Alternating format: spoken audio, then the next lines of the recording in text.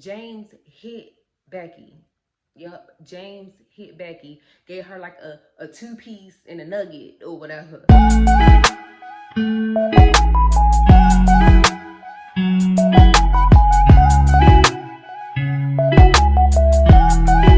Hello everyone and welcome back to the channel. We have another story time. I'm kind of late today with this story time, but you guys, let's get started. This is another For My Man story time. So you guys, a lot of this stuff is based on a true story. So let's get started with this story time. This story time is about a girl named Becky. Now, Becky was about 18 and she still stayed at home with her mother, and Becky had two children, and for some reason, her mother was receiving the state check to help take care of Becky kids and the child support check for Becky kids. But all of this stuff was going to Becky's mother's banking account or whatever. So I'm not really sure why her mother was in control of all this, but at the end of the day, her mother was taking care of her children. So basically, Becky, I mean, she got it made. I mean, her mother taking care of her and her kids, and she just got it made. She don't have to worry about a job. So of course, Becky goes out here and just have fun like a normal teenager would, or a normal 18-year-old go out, have fun, and party or whatever. So Becky one day basically meets a guy named James at a basketball court, and they both liked each other, so they exchanged numbers. So now Becky has James' number and James has Becky's number, and they start talking on the phone a lot, texting a lot, basically getting to know each other, doing things together. And right about the next day, seemed like it, James meets Becky mother. Becky, I guess she feeling like, okay, like I got to know him enough through texting and the calling that we was doing. So meet my mother. So Becky takes James to meet her mother, and her mother seems to like James. I mean, he seemed like a well-mannered person. He was also 18, just like Becky, and he seemed pretty nice. Now, they started dating even more because now James is good in with the mother, knows Becky's children, and he loves Becky's children like they are his own. So now that James feel like that he's in good, James starts showing his true side, y'all. Yup. James started like lashing out. Like every time a guy would look at Becky, or Becky just glanced at a guy, like James was in his feelings, like he was mad, and he would start an argument about it with Becky. At this time, it started getting out of control, and Becky and James was just arguing so much. Like it left a nasty taste in Becky's mother's mouth. Like she couldn't stand James. At the end of the day, her daughter still liked him. But one day, James wanted to be macho man, and James hit Becky.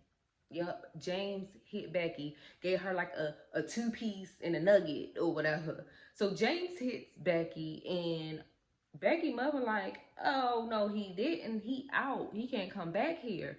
So Becky and her mother calls the police, get James arrested, and the whole like thing was he could not be around her anymore, and he could not come over to the house. So basically, they made him get a restraining order. Like basically, the police was like, you can't go near her no more.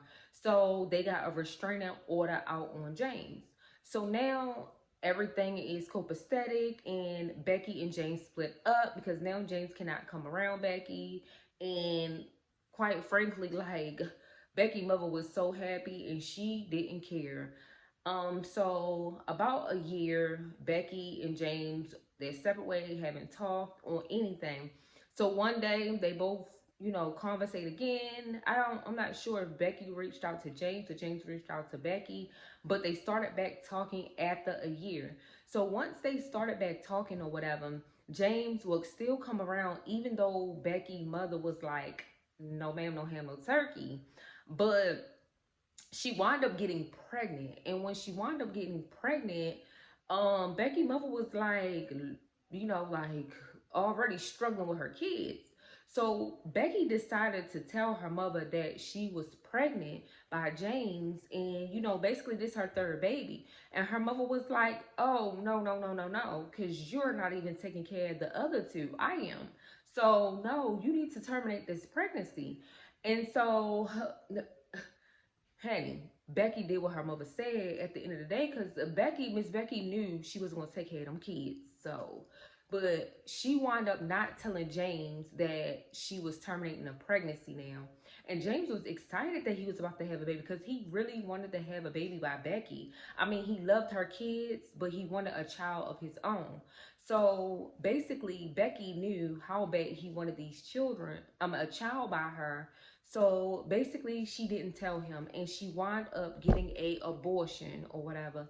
And then finally, she broke the news to James. James was furious. I mean, if you was talking about that they was arguing back and forth in the beginning, oh, it was like 10 times above level now. So basically, they just arguing back and forth. Nothing's going right. They just constantly arguing, and James is furious, more furious with Becky's mother, because he feel like if Becky would have decided on her own, she wouldn't have chose to get an abortion. So of course James felt like Becky's mother talked her into it, which would be kind of true. But baby, Becky 18, she can make her own decisions. Becky just didn't want to get out that mama house. At the end of the day, she knew that she can't afford to take care of them kids by herself and on her own. So Becky wanted to stay up under her mother as long as possible. So of course she did what her mother said, causing James and her to fight more. So now at this point, like Becky mother not wanting James around, he cannot come over, and they're still seeing each other. But eventually they started sneaking to see each other, and Becky would tell James to basically come over late at night when her mother's in her room sleep. That way her mother won't hear him coming in, and basically sneak in the back door. So James started doing that. So now it got to the point where now one day James do that, sneak in the back door while Becky's mother sleep, and him and Becky want to play house now, honey. They're doing, they do whatever, and they just landed at the while and started talking about how their life gonna be so much good, like they're gonna be happy together, and how the world. I mean, like baby, like they gonna have money, and basically plotting against Becky's mother, like literally plotting, because at the end of the day, James didn't give 2 cents, and Becky just wanted her mans. But at the end of the day, they felt like Becky's mother was holding them back from being together.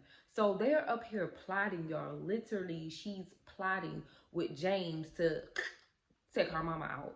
So basically, Becky called James like a couple of days later, like, come over, the back door gonna be unlocked, my mom gonna be in her room sleep, because that's what Becky's expecting. So James wound up coming in, and little did he know, Becky's mother was on the couch sleep instead of in her room, like she dozed off on the couch. So when he comes in, Becky's mother overhears him coming in and wakes up. And she was like, "What are you doing here? Get out of my house. I told you not to come back to my house." She's fussing.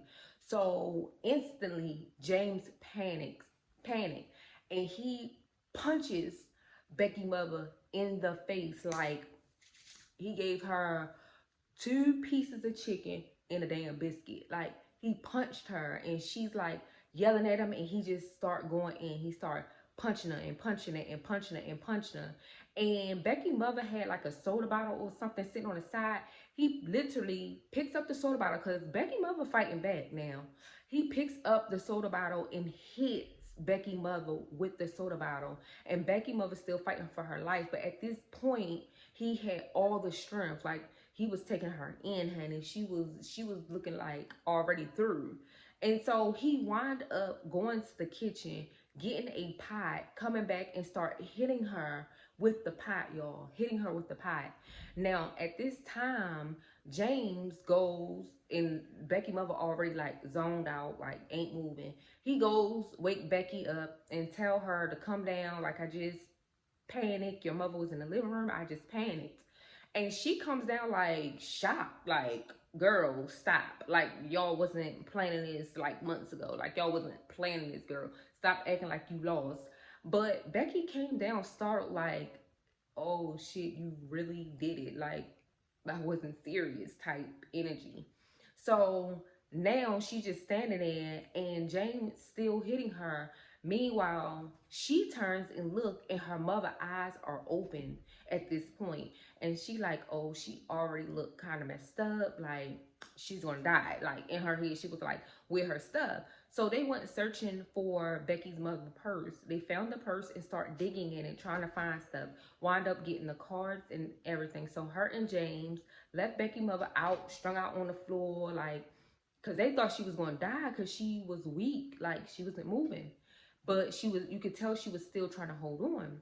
So James and Becky leaves out the house, go to an ATM, and realize they can't remember the pin. I mean, they're trying their best to remember the pin. Girl, I don't know how, because you can't even remember to take care of your kids, let alone a pin to a card.